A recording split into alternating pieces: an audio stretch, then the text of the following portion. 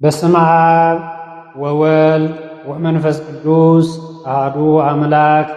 አሜን። ስብሐት ለእግዚአብሔር ኪያነ ዘፈጠረ ከመ ናምልኮ ስብሐት ለማርያም እመ አምላክ እግዝእትነ ወመድኃኒትነ ስብሐት ለመስቀለ ክርስቶስ ዕፀ መድኃኒት ኃይልነ ወፀወንነ። ሙሉ ዓለም ዘለኹም ህዝበ ክርስቲያን ሁልኹም ውልደ ክህነት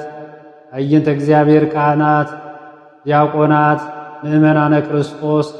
ሁልኹም ሕፃናት እውን ስም እግዚአብሔር ሰላም እግዚአብሔር በብዘለኹምዎ በጽሕኩም እግዚአብሔር ቅዱስ ፈቃድ ይሆነልና እዚ ንበዓል ቅድስት ሥላሴ ወይም ደግሞ ሐምለ 7 ቅድስት ቤተ ክርስቲያንና በበዓመቱ እተኽብሮ ዓብይ በዓል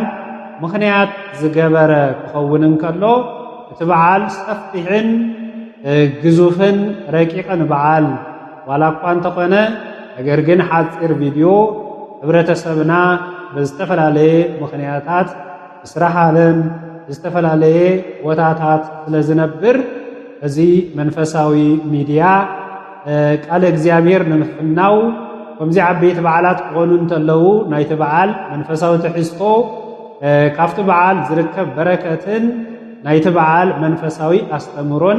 ምኽንያት ብምግባር ዝፍነው እዩ እሞ ሓፂር ናይ እግዚአብሔር ቃል ከነመሓላልፈልኩም ኢና። ቅዱስ ፈቃድ ይሆነልና። አምላከ ቅዱሳን እግዚአብሔር መንፈስ ቅዱስ ኣብ ጽርሐ ጽዮን ተረኺቦም ተሰብሲቦም ንዝነበሩ ቅዱሳን ሐዋርያት ጥበቡን ምስጢሩን ዝገለጸ ንዓይ መልእኽቲ እግዚአብሔር ዘመሓላልፈሉ ናኻትኩም እውን እዚ መንፈሳዊ ሚድያ እዚ ዩቲዩብ ተመልኪትኩም ቃል አምላኽ እትሰምዑሉ እግዚአብሔር ቅዱስ ፈቃድ ጥበቡን ምስጢሩን ንኹላትና ይዓድለና። ንሎም መዓልቲ ሓፃር ዝኾነት ከም መጀመሪት እውን ክትኮነና ዘፍጥረት ምዕራፍ 18 ፍቕዲ 10 ዘሎ ናይ እግዚአብሔር ቃል ከምዚ ይብለና። መጀመርያ በቲ ናይ ግእዝ ቃል ክጅምረልኩም እሞ ትግርኛ እንታይ ከም ዝብል ኣብቲ መጽሓፍ ብቐጥታ ክንወስድ ኢና ማለት እዩ። ወይቤሎ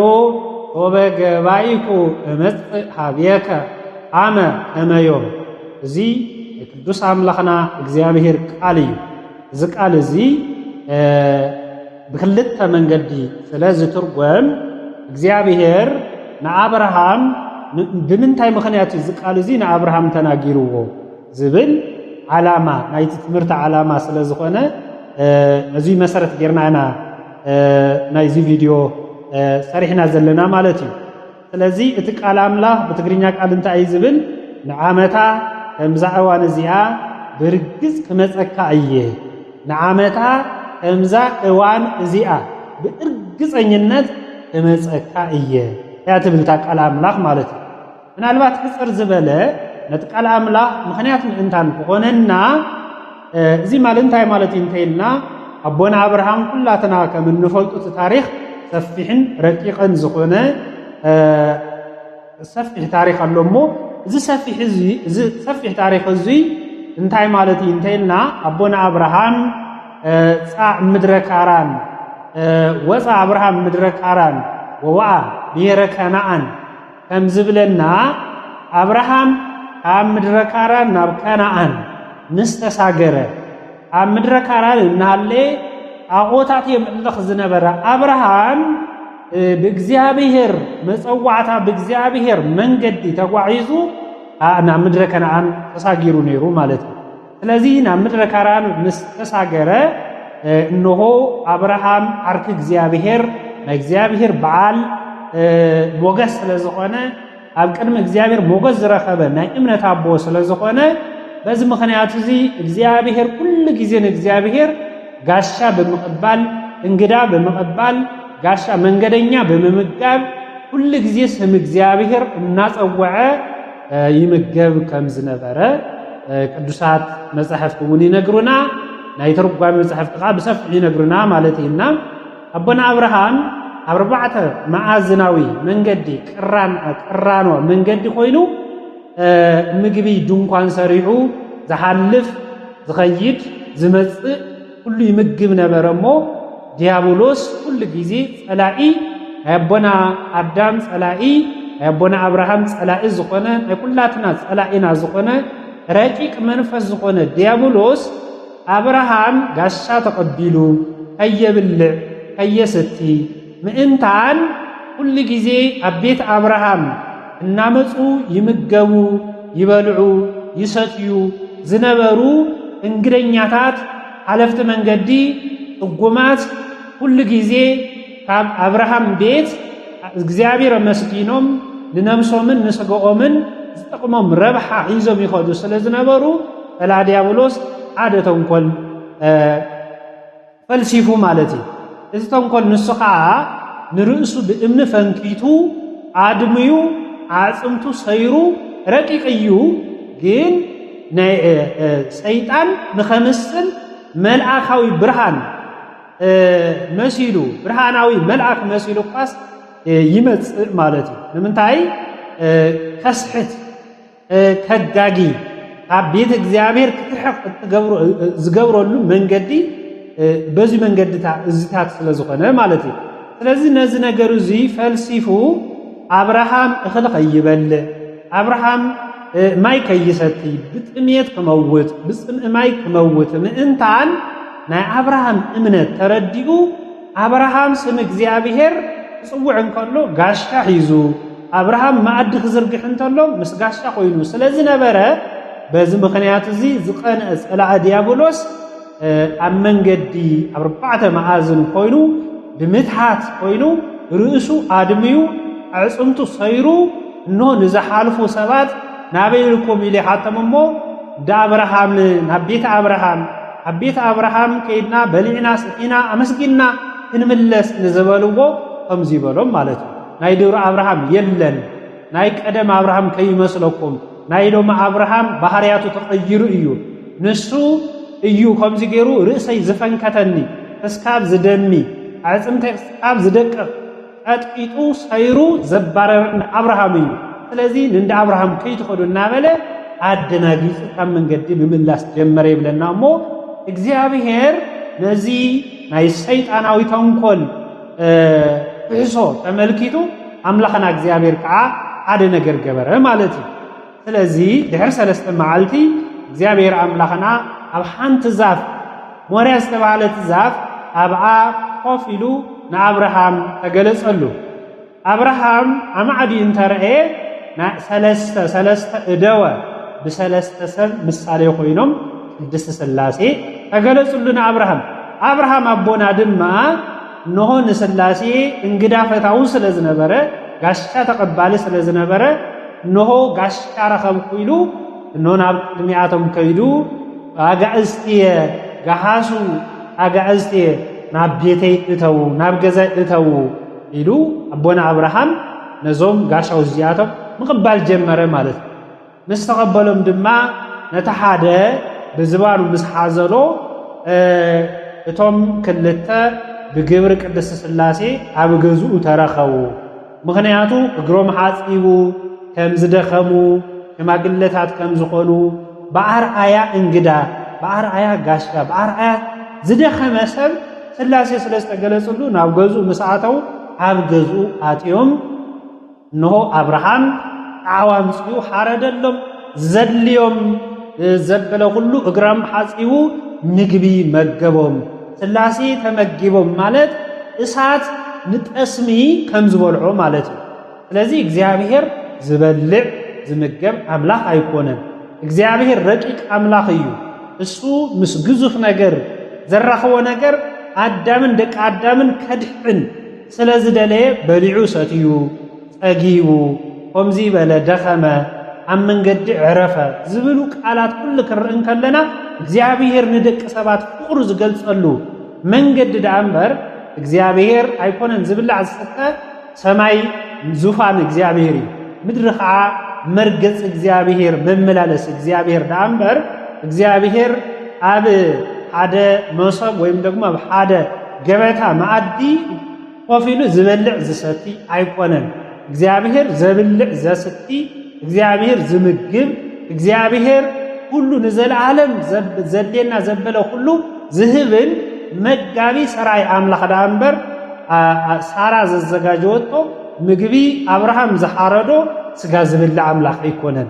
ከምዚ ጌርና ከይንኣምን ከምዚ ጌርና ንኣምላኽና ከይንግምቶ እግዚአብሔር አብርሃም ግን እግዚአብሔር ክብሪ ንምሃቢሉ ሃፍቱ ዘለዎ ሃፍቲ ሃፍቱ ዘለዎ ናይ ገዝኡ በረከት አቀረበ ጋሻዎች ኮይኖም ስለዝመጹ እንግዳታት ኮይኖም ስለዝመጹ ማለት በዚ ምኽንያት እዚ አብርሃም አቤት አብርሃም እትቀርብ ዝግብኦ ብሙሉ መስዋዕቲ ንእግዚአብሔር ደስ ዘበለ መስዋዕቲ ካፍቶም እቶም ንሰለስቲኦም እግሮም ሓጺቡ ኢዶም ሕጺቡ በሊዖም ተመጊቦም ምስ ወድኡ አምላኽና እግዚአብሔር ከምዚ ዝብል ቃል ተናገረ ከምዚ ይብል ንሳቶም ድማ ይብለና ኣብ ቁጽሪ 9 ጀሚሩ ማለት እዩ ሰበይትኻ ሳራ ኣበይ ኣላ ኢሎም ጠየቕዎ አብርሃም ከዓ ኣብ ውሽጢ ድንኳን እኒሃ በሎም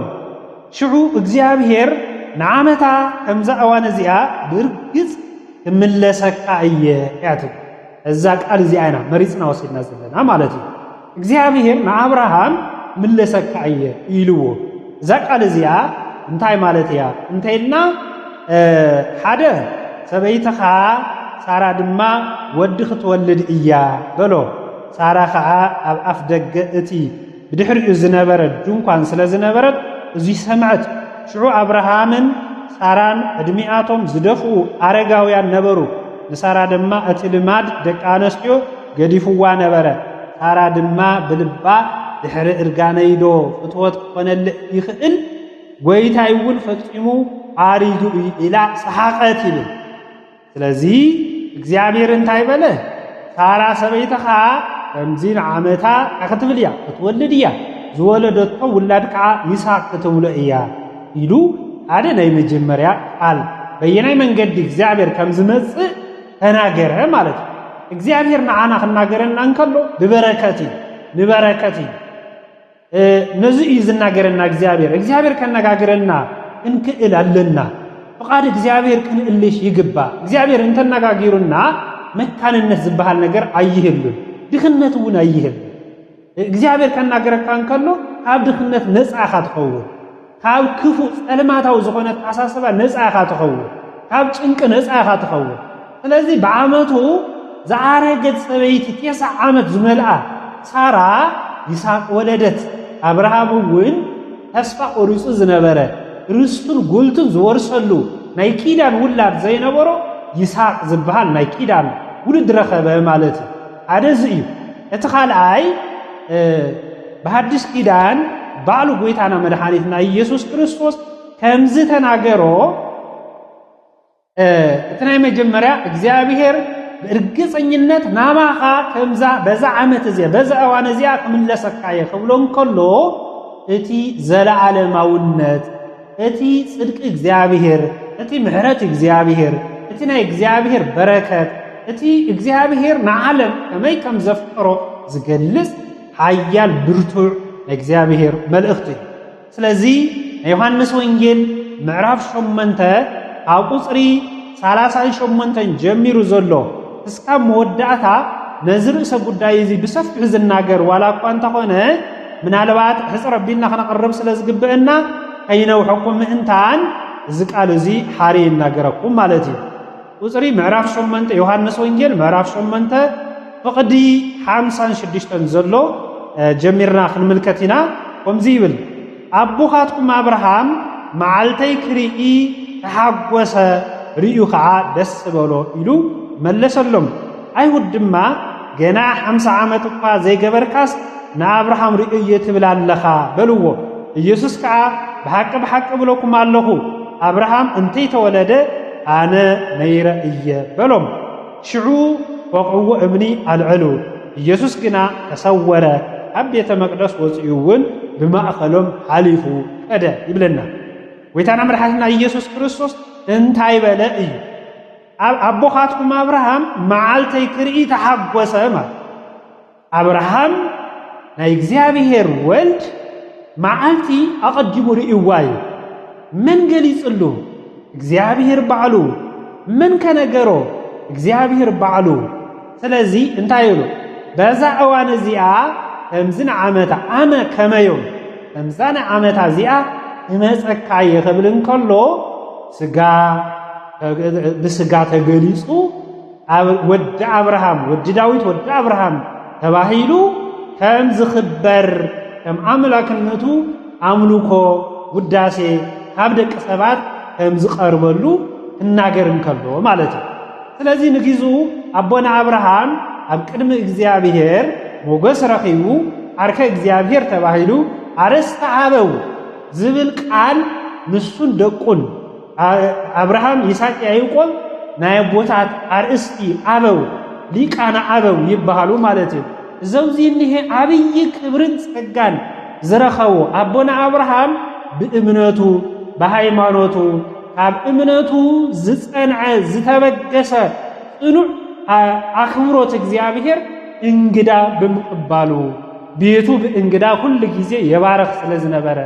ማዕዱ ሁሉ ጊዜ በስም ሥላሴ ይባርኮ በስም እግዚአብሔር ይባርኮ ስለዝነበረ ክምገብ ክበልዕ ክሰትእ እንከሎ ስም እግዚአብሔር ጸዊዑ ይጓዓዝ ስለዝነበረ ኣቦና አብርሃም እንታይ ገበረ? እንሆ መዓልተ ይርዩ ተሓጎሰ እዩ። መዓልተ ይርዩ ተሓጎሰ ኣቦና አብርሃም እታ ዕለተ ዓርቢ ሰብ ዝድሓነላ ዕለተ ዓርቢ ቅድስቲ ዓርቢ ዝኾነት ፍጥረት ታሪክ ዝተኸየረላ ድህነት ዝተፈጸመላ ክርስቶስ ኣምላኽና እንሆ 6600 ግርፋ ዝተገረፈላ ርሑስ ጉንዲ ካብ ሊቶስ ጥራስ ካብ ቀራንዮ ተሸኪሙ ዝወፀላ ዝሞተላ እንሆ ቅድስቲ ነብሱ ካብ ቅድስቲ ዝፈለየላ ዕለተ ዓርቢ አብርሃም ቀዲሙ ርእይዋ እዩ። እዛ ዓለት እዚኣ እትምስጠረሉ በዓል እያ። በዓለ ሥላሴ በዓለ ቅድስቲ ሥላሴ ክንብል እንከለና ነዙይ መሰረት ዝገበረ እዩ። ምስጢረ ሥላሴ መሰረት ዝገበረ እዩ ፍትዋት ምእመናነ ክርስቶስ። ስለዚ ሥላሴ ማለት ምናልባት ጥሩ ሓበሬታ ስለ ዘድሊ ናፍቲ ጥልቕ ዝበለ ትምህርቲ ምእታው ጥራሕ ከይኮነ ትምህርተ ሥላሴ ብመን እዩ ተጀሚሩልና እንተይልና መጀመሪያ እግዚአብሔር ጀሚርዎ ማለት ትምህርተ ሥላሴ አልወተ ሥላሴ ቅድስት ሥላሴ ዝብል እንጽውዕ እንከለና ትምህርተ ሥላሴ ተማሂርና ክነምህር አሚንና ክነእምን እንከለና ሥላሴ ዝብል ትምህርተ ሥላሴ መን ይጀሚሩልና እንተይልና ባሉ እግዚአብሔር አምላኽና እዩ። አቀዲሙ እግዚአብሔር ቅድስት ሥላሴ ንግበር ሰብአ በአርአያነ ወበአምሳሊነ ንሰብ በአርአያና ከም ምሳሌነ ብምሳሌና ከም አርአያና ጌርና ንፍጠር ዝበለ እግዚአብሔር። ስለዚ እዚ ጥራሕ ከይኮነ ኩሉ ጊዜ ንነቢያት በአምሳለ ቅድስት ሥላሴ ብረቂቅ መንፈስ እንደገና ደግሞ በባህረ ዮርዳኖስ በገቦ ደብረ ታቦር እዚ ኩሉ ምስጢረ ሥላሴ ንቅዱስ ጳውሎስ ምስጢረ ሥላሴ ምሂሮም የሞ ክርስቶስ አምላኽና እውን ባዕሉ ብስም አብን ወልድን መንፈስ ቅዱስን አጠምቅዎ የሚሉ ምስጢረ ሥላሴ አቀዲሙ ዝነገረና ክርስቶስ አምላኽና ባዕሉ ሥላሴ ባዕሉ እግዚአብሔር እዩሞ ዝመሃረና ዝጀመረና መን እዩ እንተይላ እግዚአብሔር ባዕሉ እዩ ማለት እዩ። ስለዚ ብሥላሴ እንጽሊ ብሥላሴ ክንአምን ከም ዘለና ዲዮናስዮስ ተባሃለ ሓደ ዓብይ ሊቅ ከምዚ ይብለና ምን ወምኒሆም ንበርህ በአስማተ ቅድስት ሥላሴ ዘውእቱ እምነትነ። አዎ ኣብ ቅድስት ሥላሴ በአስማት ቅድስት ሥላሴ እንታይ ንረክብ? አብሩሆት መንፈስ ቅዱሳዊ ዝኾነ ጸጋ ናይ መንፈስ ቅዱስ ዝኾነ እውቀት መንፈሳዊ እውቀት መንፈሳዊ ጸጋ ንረክብ ኢና ክረክብ ንኽእል ኢና። ንሱ እውን እምነትና እዩ። ስለዚ ናይ እምነትና መሰረት እንታይ እዩ እንተይልና አምስቱ አእማደ ምስጢር ምስጢረ ሥላሴ ምስጢረ ስጋዌ ምስጢረ ጥምቀት ምስጢረ ቁርባን ምስጢረ ትንሣኤ ሙታን ዝተባሃሉ እዚኦም እዮም ናይ እምነትና እዕምዲ ማለት እዩ። ስለዚ በዚህ ኢና ትምህርትና እምነትና እንጅምሮ ብስም ቅድስት ሥላሴ እዩ። ሃይማኖትና እውን ብስም ቅድስት ሥላሴ እዩ። እንክንጥመቕ እንተለና እውን ብስም ቅድስት ሥላሴ እዩ። እግዚአብሔር ወልድ ብፍሉይ አካሉ ናብዛ ዓለም እዚ መጽኡ ሥጋ ለቢሱ ኩሉ ነገር ከም ዘርአየና ከም ዝመሃረና ናብ ቅድስት ሥላሴ አስተምሮ ዘብጽሕና መድኃኔ ዓለም ኢየሱስ ክርስቶስ እዩሞ በዚህ መሰረት ጌርና ኢና በዓለ ቅድስት ሥላሴ እነኽብሮ ሐምለ ሸውዓተ በዓለ ቅድስት ሥላሴ ተባሂሉ ታሪኽ ቅዱስ አብርሃም፣ ታሪኽ ይስሐቅ፣ ታሪኽ ያዕቆብ ይትረኽ ማለት እዩ። ምስጢረ ሥላሴ እውን ብፍሉይ መንገዲ ብኣፍኣኒ አንትሙ ወበውሳጤኒ አንትሙ ብርሃኑ ለዓለም አንትሙ ኢልና ንቅድስት ሥላሴ ምስጋና እነቕርብ